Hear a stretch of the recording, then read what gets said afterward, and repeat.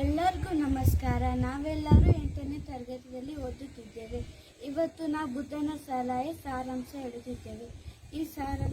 ಈ ಪಾಠ ಬರೆದವರು ನಿರುಪಮ್ಮ. ಕಪಿಲವಸ್ತು ನಗರದ ರಾಜನ ಮಗನಾದ ಸಿದ್ಧಾರ್ಥನೇ ಮುಂದೆ ಭಗವಾನ್ ಬುದ್ಧನಾದ.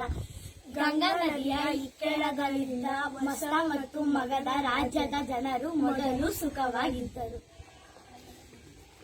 ಆದರೆ ನಂತರ ನದಿಯ ನೀರಿನ ಮೇಲೆ ಸಂಪೂರ್ಣ ಅಧಿಕಾರಕ್ಕಾಗಿ ಎರಡು ರಾಜ್ಯಗಳಲ್ಲಿ ಸ್ವಾರ್ಥ ಮತ್ತು ದುರಾಸೆ ಹುಟ್ಟಿ ಜಗಳ ಆರಂಭವಾಯಿತು. ಅವರು ಯುದ್ಧಕ್ಕೆ ನಿಂತಾಗ ಬುದ್ಧ ಭಗವಾನ್ ಅಲ್ಲಿಗೆ ಬಂದರು. ಬುದ್ಧ ದೇವನನ್ನು ನೋಡಿ ಎರಡು ಕಡೆಯವರು ಸ್ವಲ್ಪ ಹಿಂದಕ್ಕೆ ಸೇರಿದರು.